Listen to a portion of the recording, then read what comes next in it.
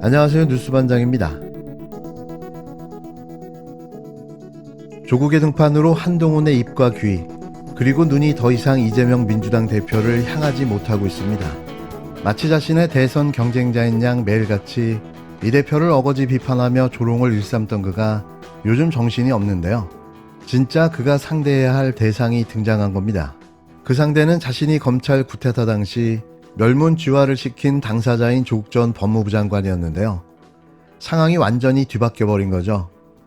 한동훈은 꿈에서라도 이런 일이 벌어질 거라 생각조차 못했을 텐데요.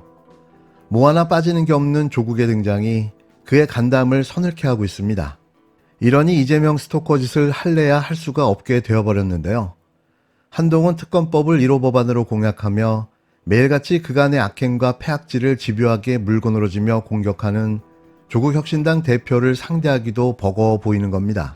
한동훈에게도 무간지옥이 이제 열린 걸까요? 그런데 어쩌죠? 아직 시작도 안 했습니다. 그나저나 밑바닥까지 다 드러난 한동훈의 민낯, 이제는 그냥 국민 코미디 정치인이 되어버렸는데요. 이래서 대한민국에서 정치를 할 수 있을까요? 그냥 보기만 해도 웃기니 이를 어찌해야 할까요? 정치를 역대급으로 희화화시킨 한동훈 씨, 웃긴 건 어쩌죠? 조국혁신당의 지지율이 연일 오르며 여권의 견제가 계속되는 가운데 조국 대표가 한동훈 비상대책위원장을 향해 조국혁신당 비방 말고 수사받을 준비나 하라고 일갈했습니다. 23일 조 대표는 자신의 페이스북을 통해 4월 10일 총선 후 조국혁신당은 한동훈 특검법을 발의할 것을 국민께 약속했다.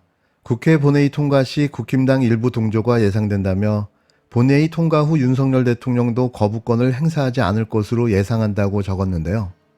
이는 한동훈의 간담을 서늘케 하는 직격이었습니다.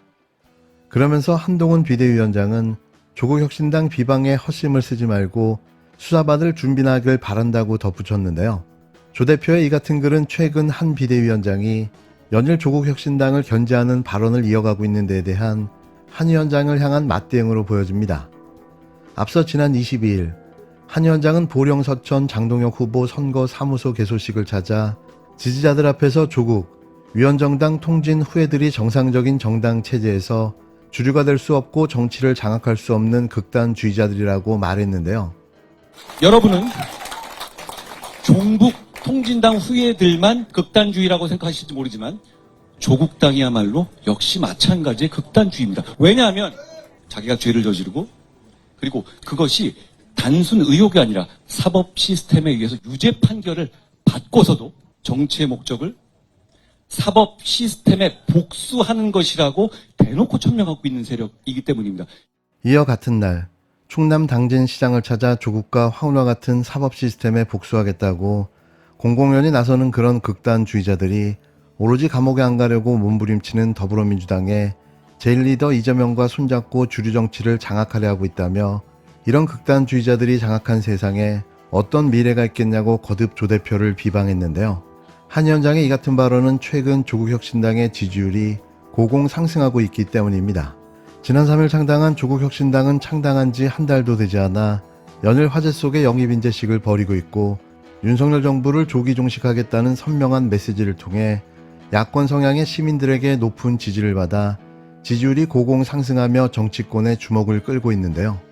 또 22대 국회 1호 법안으로 한동훈 특검법을 발의하겠다고 밝혀 일부 지지자들 사이에선 매운맛 민주당이라는 평가까지 나오고 있습니다.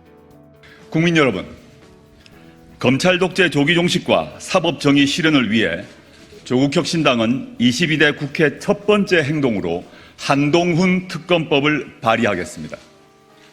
조국혁신당 1호 특검 발의입니다. 여러 범죄 의혹에도 불구하고 제대로 된 수사조차 받지 않았던 검찰 독재의 황태자 한동훈 대표가 평범한 사람들과 같이 공정하게 수사받도록 하라는 국민의 명령을 받드는 행동입니다.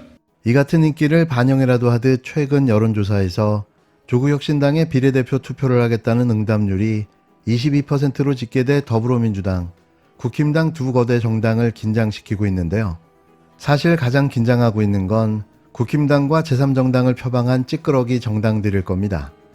대세는 기울어져 가고 있는 듯한데요.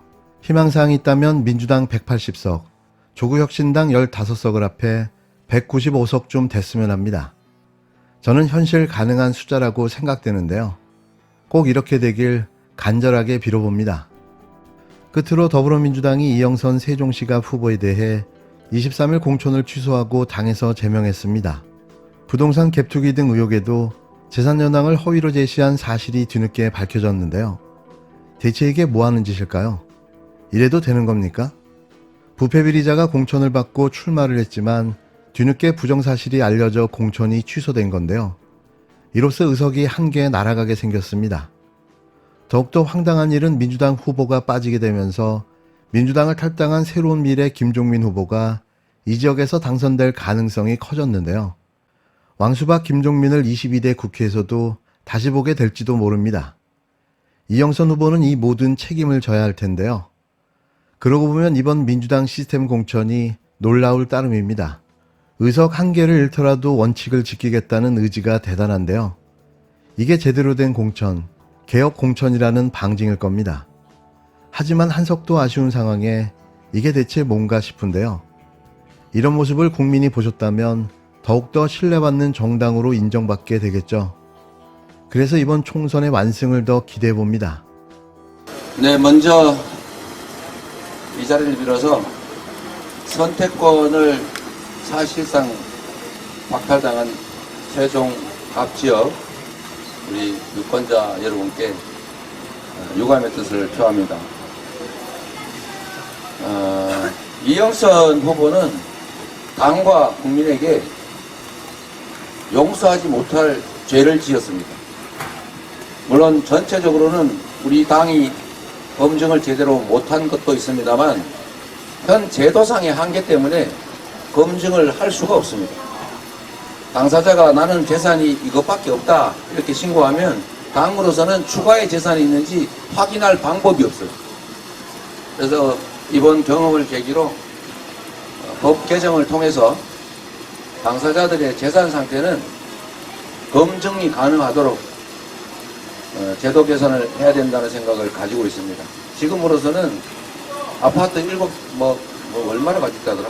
아파트 4채, 오피스텔이 6채 이렇게 가지고 있는데 아파트 한 채하고 무슨 오피스텔 하나만 당에다가 신고를 했다고 합니다. 당으로서는 제출된 게 왜 있는지를 조회할 방법이 없죠.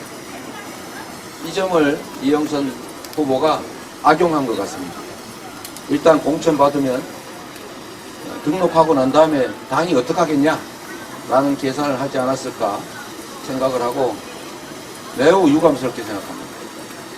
당과 국민을 속였습니다.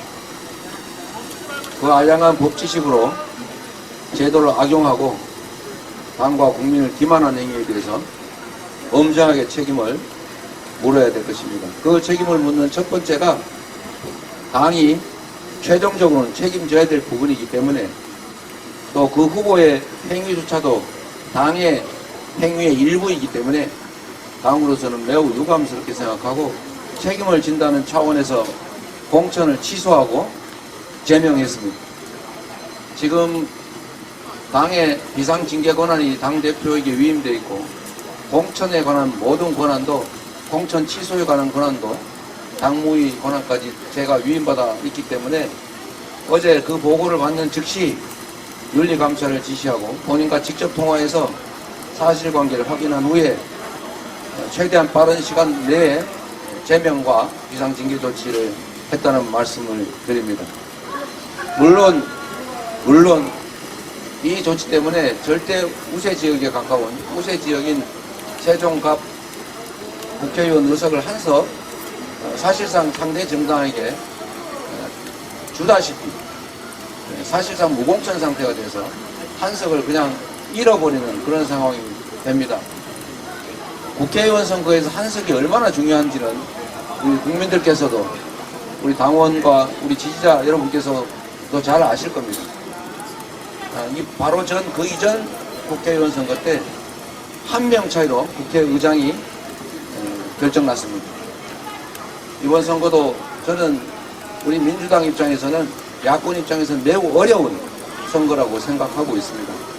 절박한 심정으로 정말 간절하게 일당만 하게 해 주십시오. 혹시 가능하시면 좀 더 힘을 모아서 과반수를 할 수 있게, 민주당이 독자적으로 과반수를 할 수 있게 151석만 꼭 만들어 주십시오.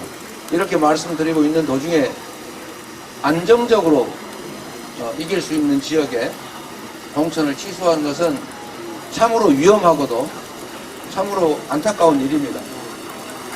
그러나 저는 그렇게 믿습니다.